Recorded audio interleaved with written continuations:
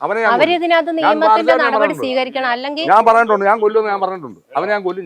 ഞാൻ എന്റെ 3 പേര് പോയെങ്കിൽ ഞാൻ ഒരാൾ കിടക്കാൻ തയ്യാറാ. പക്ഷേ ഞാൻ കിടക്കാൻ തയ്യാറാ. ഒരാൾ കിടക്കാൻ ഞാൻ തയ്യാറാ. ഞാൻ ഒരാൾ കിടന്നാൽ പോരെ. എന്റെ 3 പേരെങ്കിൽ ഞാൻ ഒരാൾ കിടന്നോളാം. ഞാൻ കിടക്കാൻ തയ്യാറുവാ.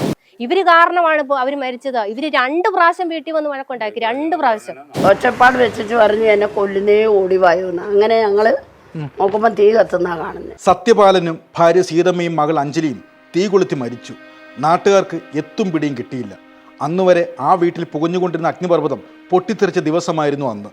നേഴ്സായ അഞ്ജലിയെ കൂട്ടിക്കൊണ്ടുപോകാൻ കാമുകനും സംഘവും എത്തിയിരിക്കുന്നു. വിട്ടുകൊടുക്കില്ലെന്ന ഉറച്ച വാശിയിൽ മാതാപിതാക്കൾ.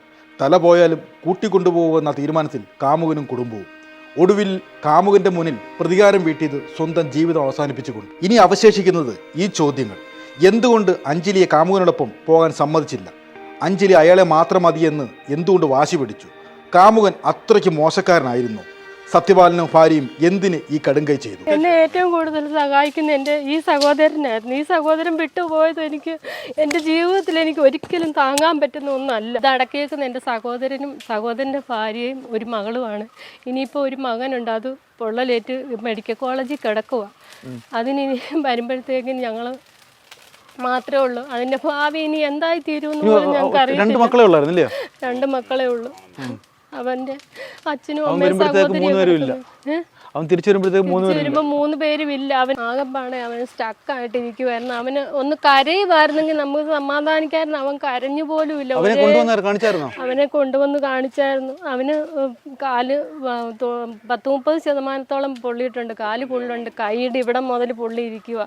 ഒന്നും ചെയ്യാൻ പറ്റില്ല. കാലൊന്നും നിലത്ത് കുത്താൻ പറ്റത്തില്ലാത്ത അവസ്ഥയിൽ. ഇതിനെല്ലാം ഉത്തരവാദി ആ കണ്ണപ്പൻ എന്ന് പറഞ്ഞ അവനും അവന്റെ ഭാര്യ, അവന്റെ പെങ്ങളും അവന്റെ സ്നേഹിച്ചെന്ന് പറഞ്ഞ കണ്ണപ്പനും അവന്റെ പെങ്ങള് ദീപായും അവന്റെ അളിയനുമാണ്. അളിയൻ ബൈജു എന്ന് പറയുന്ന 3 പേരാണ് ഇതിന് കാരണക്കാര്.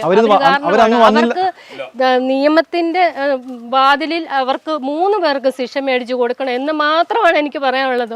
അവര് വന്നില്ലായിരുന്നെങ്കിൽ ഈ ദുരന്തം സംഭവിക്കില്ല. ആദ്യം ഒന്ന് വന്ന് വഴക്കുണ്ടായി, ഞാൻ അവിടെ ചെന്നിരുന്നു. അത് കഴിഞ്ഞ് വീണ്ടും ഇവൻ 2ാമത് വന്ന് വിഷയം ഉണ്ടാക്കിയതിന്റെ പേരിലാണ് ഇത്രയും വലിയൊരു ദുരന്തം നടന്നതും.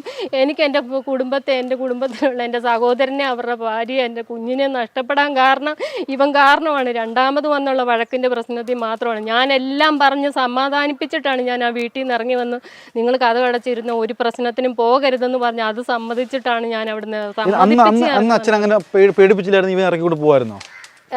പേടിപ്പിച്ചാലും കൊച്ചിറങ്ങി പോകത്തില്ല. കൊച്ചിന് ഇറങ്ങി പോകാനാണെങ്കിൽ ഒരുപാട് സാഹചര്യങ്ങളും സമയങ്ങളും ഉണ്ടായിരുന്നു. കൊച്ചിന്റെ ആഗ്രഹം എന്നാന്ന് ചോദിച്ചാൽ അച്ഛനും അമ്മയും ഒരുമിപ്പിച്ച് വിടണമെന്നുള്ള താല്പര്യത്തിൽ മാത്രമാണ്. അല്ലെങ്കിൽ ഒരുപാട് സാഹചര്യം ഉണ്ടായിരുന്നു ഈ കൊച്ചിന് ഇറങ്ങി പോകണമെങ്കിൽ. കൊച്ചിറങ്ങി പോകാത്ത അച്ഛനും അമ്മയും ഒരുമിച്ച് സന്തോഷത്തോടെ ഇറക്കി വിടണമെന്നുള്ള ഇതിലാണ് കൊച്ചു നിന്നത്. അങ്ങനെ ഉണ്ടാകാത്തതുകൊണ്ടാണ് ഇവൻ അല്ലേ 2 പ്രാവശ്യം വന്ന് വിളിച്ചപ്പോൾ ഈ കൊച്ചിറങ്ങാൻ ഞാൻ എന്താ? കൊച്ചിറങ്ങിയില്ലേ? ഇറങ്ങി അങ്ങനെ കൊച്ചു പോകത്തില്ല. പെട്ടെന്നൊരു വിഷയം വരാൻ കാരണം എന്നാന്ന് ചോദിച്ചാൽ പത്തനംതിട്ടയെന്നും പിന്നെ കൊല്ലത്തുനിന്നൊക്കെ 2-3 ആലോചന വന്നായിരുന്നു. വന്നപ്പോഴത്തേക്കിന് ഇവർക്ക് ഇഷ്ടപ്പെട്ട ആലോചന പത്തനംതിട്ടയെന്ന് വന്നായിരുന്നു. അതാകുമ്പോൾ ഗൾഫിൽ ജോലി ചെയ്യുന്ന എഞ്ചിനീയറിംഗ് പയ്യനാന്ന് പറഞ്ഞു. അപ്പോൾ 2 പേർക്കുമൊക്കെ അടുത്തടുത്ത് ജോലിയും ചെയ്യാമല്ലോ എന്നുള്ള ഉദ്ദേശത്തിലായിരുന്നു. അപ്പോൾ ആങ്ങളെ എന്നോട് പറഞ്ഞത് ഇവള് ഗൾഫിൽ നിന്ന് വന്നു കഴിഞ്ഞ് കാര്യങ്ങൾ പറയാം, എന്നിട്ട് ഈ പ്രാവശ്യം തന്നെ ഇത് എല്ലാവരെയും വിളിച്ചു വരുത്തി എല്ലാവരെയും കൂട്ടി ഇത് ഉറപ്പിച്ച് വിട്ടിട്ട് പോയിട്ട് വന്നിട്ട് അടുത്ത പ്രാവശ്യം കല്യാണം നടത്താന്നുള്ള തീരുമാനത്തിലായിരുന്നു. അപ്പം അത് അറിഞ്ഞുകൊണ്ടായിരിക്കാം ഇങ്ങനെ ഒരു വഴക്കും പ്രശ്നമായിട്ട് അവൻ വന്നതെന്നാണെന്ന് എനിക്ക് തോന്നുന്നത്. അതായിരിക്കും, അല്ല വേറെ കാരണമൊന്നും പറയാനില്ല. അപ്പോൾ ആദ്യം എൻ്റെ ആങ്ങളെ എന്നെ വിളിച്ച് ആദ്യം ഇവിടെ വന്നു. അത് കഴിഞ്ഞ് പിന്നെ പുള്ളി പോയി കഴിഞ്ഞ് എന്നെ ഫോണിൽ വിളിച്ചു. ബീന പെട്ടെന്ന് വാ ഇവിടെ അവരുടെ ആൾക്കാരെല്ലാം കൂടെ വന്ന്, അവനും വന്നു, ഭയങ്കര ബഹളമാന്ന് പറഞ്ഞു. അന്ന് ഞാൻ ഇവിടുന്ന് ഓടി അവിടെ ചെന്നപ്പോൾ ഇവന് ഈ പയ്യനും ഉണ്ട്, പയ്യൻ്റെ പെങ്ങള്, പയ്യൻ്റെ അളിയനുണ്ട്, പിന്നെ സുമതി എന്ന് പറഞ്ഞ അവരുടെ ഒരു ബന്ധുവുണ്ട്, ബാക്കി അവരുടെ റിലേഷനിൽപ്പെട്ട മൊത്തം ആൾക്കാരും ഉണ്ട്, പിന്നെ കുറേ കൂട്ടുകാർ സെറ്റും ഉണ്ട്. ഇവരെല്ലാം നിന്ന് കടന്ന് ഭയങ്കര വെല്ലുവിളിയാണ്. എന്നിട്ട് ഈ ആങ്ങളയോട് പറഞ്ഞു കൊച്ചിനെ ഇറക്കി വിടെന്ന് പറഞ്ഞു. ഇവർ പറഞ്ഞ് കൊച്ചിനെ ഇറക്കി വിടത്തില്ലെന്ന് പറഞ്ഞു. അന്നേരത്തേക്കിന് ഈ ചെറുക്കൻ പറയുക തന്നെ ഞാൻ പൂളിക്കളയുമെന്ന് പറഞ്ഞു, ഇറക്കി വിട്ടില്ലെന്ന്. ഈ ദീപ എന്ന് പറഞ്ഞ പെണ്ണ് അപ്പം നാത്തൂൻ ഇറങ്ങി വന്നിട്ട് ദീപ എന്ന് പറഞ്ഞ പെണ്ണ് നാത്തൂനെ ഭയങ്കരമായിട്ട് ഷൗട്ട് ചെയ്ത് സംസാരിച്ചു. അത് ഇവന്റെ പെങ്ങള് ഭയങ്കരമായിട്ട് ഷൗട്ട് ചെയ്ത് സംസാരിച്ചു. ഞങ്ങൾക്ക് ഇവിടുന്ന് കൊണ്ടുപോകാനായിട്ട് ഞങ്ങൾ ഇവിടുന്ന് കൊണ്ടുപോയി ഇരിക്കുമെന്ന് പറഞ്ഞു. അപ്പോൾ ഷീജമ്മ പറഞ്ഞു ഇത്രയും പൈസയും മുടക്കി പഠിപ്പിച്ച് വിദേശത്ത് ജോലി മേടിച്ചു കൊടുത്തിട്ട് നിന്റെ ആങ്ങളയ്ക്ക് തരാൻ വേണ്ടിയല്ല ഞങ്ങൾ വളർത്തിയെന്ന് പറഞ്ഞു. തരാൻ വേണ്ടിയല്ല ഞങ്ങൾ വളർത്തിയെന്ന് പറഞ്ഞു. ഇവരിപ്പം ചിന്തിച്ചിരിക്കുന്നത് എന്നാന്ന് ചോദിച്ചാൽ ജാതിയോ മതമോ ഒന്നുമല്ല. ജാതി മതം അവിടെ നോക്കുന്നില്ല. ജാതി മതം ഞങ്ങൾ ഈഴവ, അവര് എസ്സിക്കാരാ. നമ്മൾ ജാതി മതം അല്ല ഇവിടെ നോക്കുന്നേ. അവനെന്ന് പറഞ്ഞ പ്രാഥമിക വിദ്യാഭ്യാസം എന്ന് പറയുന്നില്ല, എഴുത്തറിയത്തില്ല, വായന അറിയത്തില്ല, ഒന്നുമില്ല.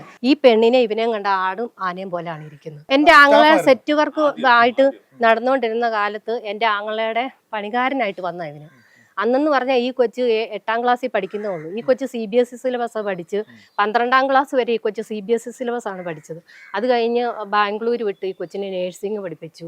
അതുപോലെ തന്നെ അത് കഴിഞ്ഞ് ഈ കൊച്ചിനെ വിദേശത്ത് അതേ രീതി പഠിപ്പിച്ച ഒരു കൊച്ചിനെ ഇങ്ങനെ ഒരാൾക്ക് കെട്ടിച്ചു കൊടുക്കാൻ ആരെയും സമ്മതിക്കും? നമ്മൾ ജാതി മതം അല്ലേ, എന്തേലും ഒരു ക്വാളിറ്റി അവന് വേണ്ടേ? ഒരു ക്വാളിറ്റിയും ഇല്ല. പെണ്ണ് പിടിച്ച വിടിയാലെന്ന് പറഞ്ഞ് ഇതിനൊന്നും അറിയത്തില്ലാത്ത പ്രായം എന്ന് പറഞ്ഞാൽ 7ാം ക്ലാസ്സിൽ പഠിക്കുമ്പം എന്ത് പ്രായമുള്ളത്? ഇവനിപ്പോ 10-42 വയസ്സുണ്ട്. ഈ കൊച്ചിനെന്ന് പറഞ്ഞ 27 വയസ്സേ ഉള്ളൂ. 27 വയസ്സേ ഉള്ളൂ. ഇവന് 10-42 വയസ്സും ഉണ്ട്. ഈ ഒന്നും അറിയത്തില്ലാത്ത 7ാം ക്ലാസ് CBSE സിലബസിൽ പഠിച്ചപ്പോൾ ഇവൻ സ്റ്റാഫായിട്ട് ഇവിടെ നിന്നു. ഇവൻ ഓരോന്നും പറഞ്ഞു. ആ പ്രായത്തിൽ ഈ കൊച്ചിന് എന്തെങ്കിലും തിരിച്ചറിവുണ്ടോ? നീ ഇവിടെ പണിയുണ്ടെന്നും പറഞ്ഞുകൊണ്ട് പണി സൈറ്റിൽ നിന്ന് പറഞ്ഞു വിട്ട് കഴിഞ്ഞ് കൊച്ചിനോട് ചോദിച്ചപ്പോൾ കൊച്ചു പറഞ്ഞു അങ്ങനെയൊന്നും ഇല്ല. അങ്ങനെയാണ് കൊച്ചിനെ പിന്നെ ബാംഗ്ലൂർ ഇതെല്ലാം പഠിച്ചു കഴിഞ്ഞ് ബാംഗ്ലൂർ വിട്ട്. അന്നേരം ഒന്നും പ്രശ്നമൊന്നും ഇല്ല. കൊച്ചി വിദേശത്തു നിന്ന് വന്നിട്ട് 10 ദിവസം കഴിഞ്ഞപ്പോഴാണ് ഈ സംഭവം ഉണ്ടായ അന്ന് ഈ കൊച്ചി ഇവിടെ വരുമ്പോൾ ഞങ്ങളോട് പറഞ്ഞത് പിന്നെ 11-ാം തീയതി വരുമെന്ന് പറഞ്ഞിട്ട് കൊച്ചും 3-ാം തീയതി വന്നു. നേരത്തെ വന്നു. അപ്പോൾ പറഞ്ഞു സർപ്രൈസ് തരാൻ വേണ്ടിയാ പെട്ടെന്ന് വന്നതെന്ന് പറഞ്ഞു. അതും കൂട്ടുകാരിയുടെ ഒരു കല്യാണം കൂടാൻ വേണ്ടിയാ. ഒരുമിച്ച് അവിടെ വിദേശത്ത് ജോലി ചെയ്യുന്ന ഒരു കൂട്ടുകാരിയുടെ കല്യാണമായിരുന്നു ഇന്നലെ. അത് കൂടാൻ വേണ്ടി ഇവർ നേരത്തെ വന്നതാ. വന്നു കഴിഞ്ഞപ്പോഴത്തേക്കിന് ഈ കൊച്ചി ഇവിടെ വന്നപ്പോഴത്തേക്ക്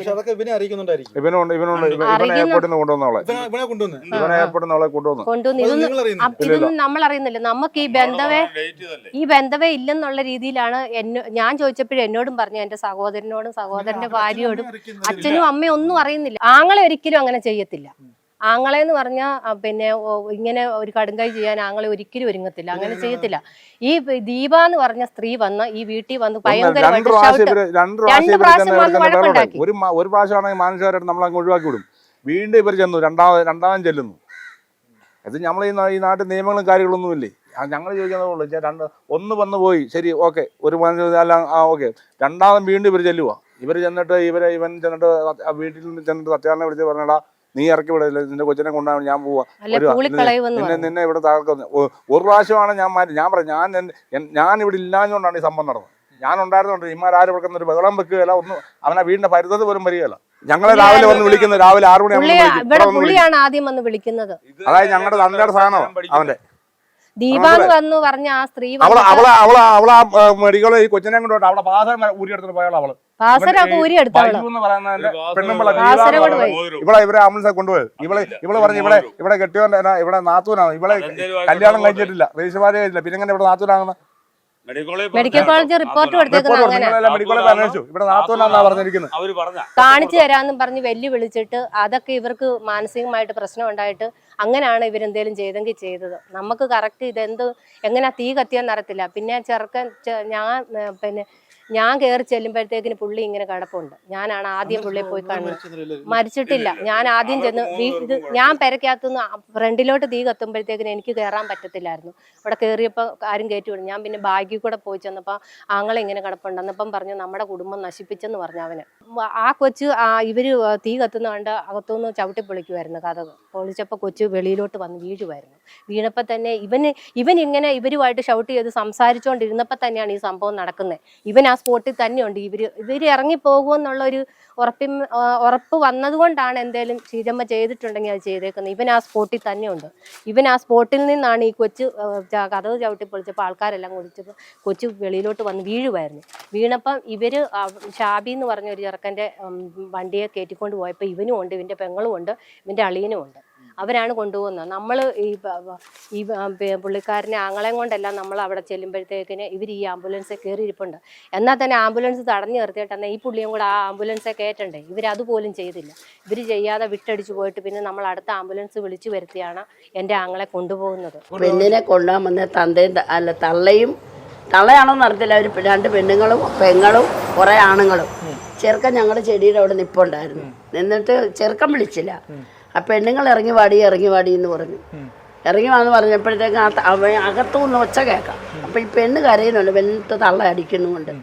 അടിച്ചപ്പം പറഞ്ഞു ഈ പോവുകയല്ലടി എന്ന് തള്ള പറയുന്നുണ്ട്. അത് കേട്ടോണ്ട് ഞങ്ങൾ വെളിയിലിറങ്ങിയപ്പോൾ കൊച്ചിനിട്ട് അടിച്ചപ്പോൾ കൊച്ചു കിടന്ന് നിലവിളിച്ചു, ഒച്ചപ്പാട് വെച്ചിട്ട് പറഞ്ഞു എന്നെ കൊല്ലുന്നേ ഓടിവായൂന്ന്. അങ്ങനെ ഞങ്ങൾ നോക്കുമ്പോൾ തീ കത്തുന്നതാണ് കാണുന്നത്. തീ കത്തുന്ന കണ്ടുകൊണ്ട് എൻ്റെ അനിയത്തെ റോഡിൽ ഇറങ്ങി കിടന്ന് കാറി. അവർ തീ കത്തുന്ന കണ്ടുകൊണ്ട് പുറകോട്ട് പോയി, അപ്പുറത്തോട്ട് പോയി. ആന്നു അവ ഇറങ്ങി വാ എന്ന് പറയുന്നുണ്ട്. പറയുന്ന കേട്ടോണ്ട് ഇവര് ചെറുക്കൻ ഇറങ്ങി അങ്ങ് പോയി. ഇല്ല, പെണ്ണ് ഗൾഫിലായിരുന്നു. വന്നിട്ട് 9 ദിവസം എങ്ങണ്ടായുള്ളൂ. പെണ്ണ് വന്നേ പിന്നെ ചെറുക്കൻ ആദ്യമായിട്ടാണ് വരുന്നത്. അവര് നേരെ വല്ല സംസാരം വല്ല ഉണ്ടായിരിക്കും, നമുക്കറിയില്ല. അല്ല, അറിയാം, നേരത്തെ. അത് ഇതിനു മുമ്പ് വഴക്കുണ്ടായിട്ട് പെണ്ണിനെ അവരിന് പഠിക്കാൻ വിട്ടത്. ആന്ധ്രയിൽ എവിടെ പോയി പഠിച്ചു 5 വർഷം BS നേഴ്സിന് പഠിച്ച് ജോലിക്കും പോയതാ. ഗൾഫിൽ ജോലി ചെയ്തിട്ട് വന്നു. അച്ഛനല്ല, ഇത് അമ്മ പറഞ്ഞു നീ പോവുകയല്ലടി എന്ന് പറയുന്നുണ്ട്. കൊച്ചു കരയുന്നുമുണ്ട്. നീ പോകത്തില്ലെന്ന് പറയുമ്പോൾ കൊച്ചു പറഞ്ഞു ഞാൻ പോകുന്നു. അതും ഞങ്ങൾ കേട്ടു. ഇച്ചിരി നേരം കൊണ്ട്, നിമിഷ നേരം കൊണ്ട് കൊച്ചു കാരണേം കേൾക്കാം, തീയും കത്തി. വെളിയിൽ തീ വന്നപ്പോഴേ ഞങ്ങൾ കാണുന്നത്. അച്ഛനും കൊച്ചും തള്ള കത്തിയപ്പോ എങ്ങനെ കെട്ടിപ്പിടിച്ചാണോന്നും അറിയില്ല. തള്ളയെ ഒഴിച്ചെന്നാ തോന്നുന്നത്, അറിയില്ല. തള്ളയുടെ നേരത്തെ ആദ്യം പിടിച്ചേ ചെന്നായിരിക്കും. അങ്ങനെ ആകാനേ വഴിയുള്ളൂ. അവിടുത്തെ മോനുണ്ട്, അത് ബാത്റൂമിലായിരുന്നു. ബാത്റൂമിൽ നിന്ന് ഇടിച്ചത് ഇറങ്ങി വന്നു. ഈ ചെറുക്കന്റെ വീട്ടുകാർ കാരണം അവരിവിടെ വന്ന് വിളിച്ചില്ല ബലമായിട്ട്. പെണ്ണ് പോകാനും തയ്യാറല്ല. അവരുടെ ഭാഗത്ത് ശരിയല്ലേ, ജോലിയും കൂലി ഇല്ലാത്തവരോട് പെണ്ണ് ഇറക്കി ഒരു പെണ്ണെ ഒരു തള്ളമാരെ അറിഞ്ഞോണ്ട് വിടും ചെയ്യത്തില്ല. ഇല്ല, അപ്പൊ അവര് പറഞ്ഞു പോകണ്ട, ഞാൻ വിടുകയില്ലെന്ന് പറഞ്ഞു. ഇവള് പോകുമെന്ന് പറഞ്ഞ വാതിലിൽ നിന്നപ്പോ അവര് വാതിലിന് കുറ്റിയിട്ടു. ആ പെണ്ണിനെ കൊടുത്തായിരുന്നു ഈ പ്രശ്നം ഉണ്ടായിരുന്നോ? ഈ പെണ്ണും ചെറുക്കും ഒരുമിച്ച് നിൽക്കുമല്ലായിരുന്നോ? വേലയും കൂലി ഇല്ലാത്തവനെ കൊടുത്തിട്ട് കാര്യമുണ്ടോ? ഇതിലെ തെണ്ടി നടക്കുന്നവനാ. തെണ്ടി നടക്കുന്ന അവന് 24 മണി വെള്ളമാണ്. അവന് പണിയില്ല, ഒന്നുമില്ല. അവന് കൊടുക്കാൻ ഒക്കുവോ? അല്ല, ആ പെണ്ണ് അത്രയും സ്റ്റാൻഡേർഡ് നിൽക്കാനുള്ള കാരണം എന്താ? അത് എന്നാന്നറിയാം, ജോലിയുണ്ട് പെണ്ണിന്റെ സാമ്പത്തികമുണ്ട്. പെണ്ണിനെ ഭീഷണിപ്പെടുത്തുന്നു. പെണ്ണിനെ ഇല്ലാത്ത അവൻ ഭീഷണിപ്പെടുത്തി അവിടെ ചെന്നിട്ട് നന്ദൻ തള്ളയെ അറിയാതെ അവനെ കൊണ്ടുവന്നത്. അല്ലാതെ അപ്പൊ അങ്ങനെ അവർ തമ്മിൽ കമ്മ്യൂണിക്കേഷൻ ഉണ്ടല്ലോ. ഉണ്ട്. പെണ്ണിനെ അവിടെ നിന്ന് പ്ലെയിനിൽ നിന്ന് ഇറങ്ങിയപ്പോഴേ ഇവനെ കൊണ്ടുവന്നേ. പെണ്ണിന്റെ സ്വർണവും കാര്യങ്ങളും അവൻ്റെ ഉണ്ട്. കൊലുസ് മെഡിക്കൽ കോളേജിൽ ചെന്നപ്പോൾ ഞാൻ ആ കൊച്ചിന് ഒരു കൊലുസും ഒരു മാലയും ബാക്കിയുള്ള കാര്യങ്ങളും ആ കൊച്ചിൻ്റെ നാത്തൂനാന്ന് പറഞ്ഞത്. നാത്തൂനാന്ന് പറഞ്ഞാൽ ഞങ്ങൾക്ക് അറിയത്തില്ല. നാത്തൂനാന്ന് പറഞ്ഞു. നമ്മൾ അതിൽ സാധനമില്ല, ഒന്നുമില്ല. കൊച്ചിൻ്റെ കൊലുസ്. ഞാൻ ആ ബോഡി ഇങ്ങോട്ട് പോകുന്നത്. ബോഡി ഇങ്ങോട്ട് അവർ പോയി. നാത്തൂനാന്ന് പറഞ്ഞു. നാത്തൂനാന്ന് പറഞ്ഞാൽ നമുക്കറിയത്തില്ല. അച്ഛൻ പേടിപ്പിച്ചതാ. പേടിപ്പിച്ചുള്ള ഇവര് പുറകെ നിൽക്കുമല്ലേ. കഥ പറഞ്ഞപ്പോൾ തന്നെ കാണുന്ന ഇവനെയാണ്. അന്ത കാണുമ്പോൾ എന്നാ പറയുന്നത്? വീണ്ടും പ്രശ്നമല്ലേ? എന്തരം നാൾ നടക്കും? അല്ലെ അളിയനെ പെങ്ങളെ എപ്പോഴും നോക്കിയിരിക്കുവോ?